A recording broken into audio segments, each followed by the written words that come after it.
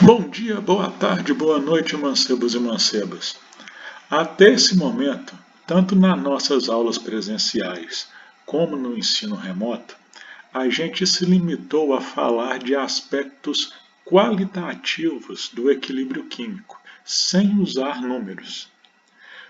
Neste vídeo, a gente vai entrar em aspectos quantitativos e falar especificamente de um número chamado de constante de equilíbrio químico, que é um número que caracteriza toda reação química que pode atingir o equilíbrio químico.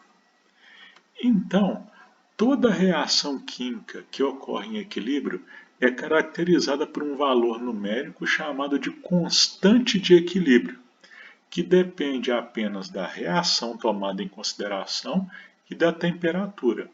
Ou seja, a constante de equilíbrio químico de uma determinada reação só muda a partir de mudanças de valor de temperatura, ok? Então, numa dada temperatura, a constante de equilíbrio químico de uma reação tem um valor X que é único, tá? Agora, o que é essa constante de equilíbrio químico? Vamos considerar uma reação genérica, representada do jeito que eu coloquei aqui em cima, aqui, ó, só com letrinhas. Nessa reação aqui, escrita genericamente, as letras maiúsculas são as substâncias, as espécies químicas. E as letras minúsculas são os coeficientes estequiométricos, aqueles numerozinhos que a gente usa para balancear. Tá? Se a reação é essa que eu escrevi aqui genericamente, a constante de equilíbrio dela vai ser escrita do seguinte modo: concentração do C elevado ao número que balanceia ele, concentração do D elevado ao número que balanceia ele, dividido por concentração do A elevado ao número que balanceia ele, vezes concentração do B elevada ao número que balanceia ele. Ou seja, a constante de equilíbrio tem o seguinte formato: é uma divisão em que em cima fica a concentração de cada produto elevada ao seu coeficiente estequiométrico. E embaixo fica a multiplicação de cada reagente elevada a seu coeficiente estequiométrico. Então, produtos em cima, reagentes embaixo. Tudo é um multiplicado pelo outro e cada concentração de cada produto e de cada reagente é sempre elevada ao número que está balanceando essa substância. Como assim? Vamos pegar alguns exemplos. Então, por exemplo, tenho duas equações aqui. Ó.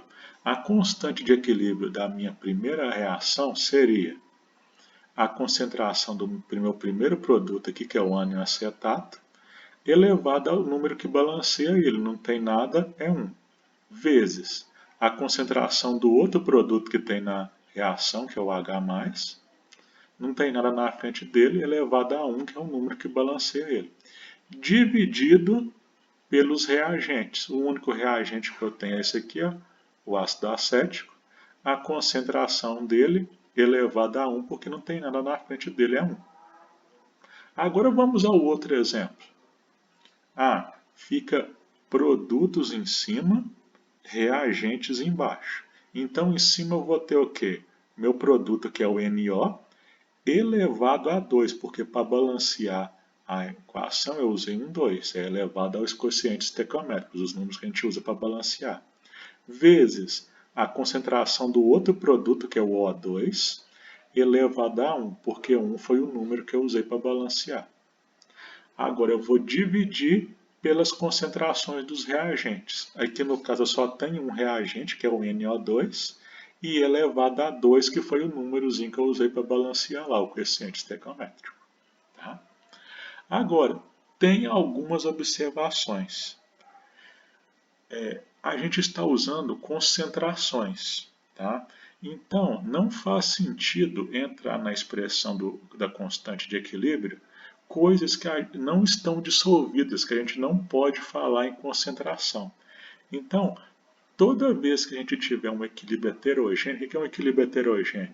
Você tem substâncias em mais de um estado, sólido, líquido, gasoso, dissolvido em água. Aquilo que está no estado sólido nunca entra na constante de equilíbrio.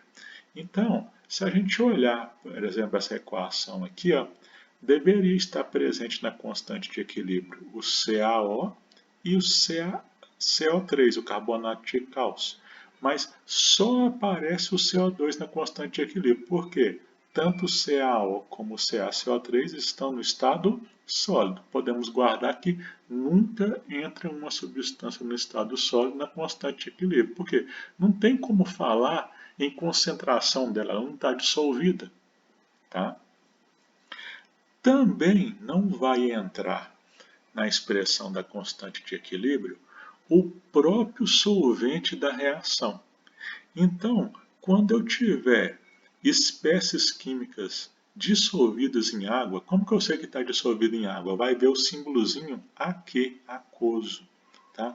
Então, quando eu tiver espécies químicas dissolvidas em água, a própria água não entra na expressão da constante de equilíbrio. Por quê? Não faz sentido você falar de concentração do solvente, você fala de concentração dos solutos. Tá? Então, nesse caso aqui, por exemplo, ó, eu vou ter meus produtos, o H3O+, na frente dele tem um 2 balanceando, né? Então vai ser H3O+, ao quadrado, vezes o SO4 2-, na frente dele não tem nada, é 1 que eu usei para balancear, SO4 2- elevado a 1, dividido pelos reagentes, H2SO4, meu primeiro reagente, elevado a 1. Se a água entrasse, seria elevado a 2, mas como é líquido e aqui é água e os outros aqui são aquosos, quando a água é o solvente, ela mesma não entra na equação. Então, viu o aquoso no meio da equação, a água não entra na constante de equilíbrio, ok? Agora, o que significa a constante de equilíbrio? O valor numérico de uma constante de equilíbrio indica o quão favorável é a reação direta de um equilíbrio. Tá? Então, por exemplo, vamos considerar essas duas equações que estão aqui com a constante de equilíbrio dela em duas temperaturas. Essa reação aqui, ó, a 200 graus Celsius, a constante de equilíbrio dela é 0,65. E a 950 graus é 1,8. Tá? O que isso significa? A 200 graus Celsius, vamos lembrar aqui, ó, a constante de equilíbrio é produtos dividido por reagentes. Então, se a 200 graus Celsius eu tenho um número muito pequeno para a constante de equilíbrio, é sinal que o que está embaixo na divisão está maior do que o que está em cima, está ficando um número muito pequeno. Ou seja, essa reação aqui a 200 graus Celsius é mais favorável à reação indireta do que à reação direta. Vai ter mais reagente no equilíbrio químico do que produto. Agora, se a gente ver aqui, ó, a 950 graus Celsius, ó, a constante de equilíbrio está maior que 1. Ou seja, o que está em cima, os produtos, está em quantidade maior do que o que está embaixo na constante de equilíbrio, que é os reagentes. Ou seja, valor de constante de equilíbrio muito alto significa que no equilíbrio eu vou ter mais produto do que reagente. Tá? Então, no caso, por exemplo, dessa reação aqui, a gente pode afirmar que a produção de CO2 e NO é favorecida por aumento de temperatura, porque a constante de equilíbrio aumenta com aumento de temperatura, ou seja, eu vou ter mais produto com aumento de temperatura. Então, constante de equilíbrio com valor alto, muito produto no equilíbrio. Constante de equilíbrio com valor baixo, muito reagente no equilíbrio químico. Outro exemplo aqui, ó. Eu tenho aqui várias constantes de equilíbrio de reações que são chamadas de reação de ionização de ácidos. Tá? Então, a gente No caso aqui, em vez de usar o símbolo Kc, a gente usou o símbolo Ka. Como são ácidos, a gente pode chamar a constante de equilíbrio de constante de acidez. Tá? Aqui eu posso julgar a força do ácido pela constante de acidez, o Ka. Quanto mais alta for essa constante de acidez, é sinal que eu vou ter mais produtos no equilíbrio químico. Como o produto aqui é o H+, eu vou ter mais H+, quando atingir o equilíbrio químico, quanto mais alto for a constante de acidez. É o H+, que caracteriza um meio como ácido, ou seja, quanto mais dele eu tiver no equilíbrio, mais forte vai ser o ácido, ou seja, quanto maior for o valor de Ka, mais forte é o ácido. Então, os ácidos aqui que tinham um valor de Ka muito alto são considerados ácidos muito fortes.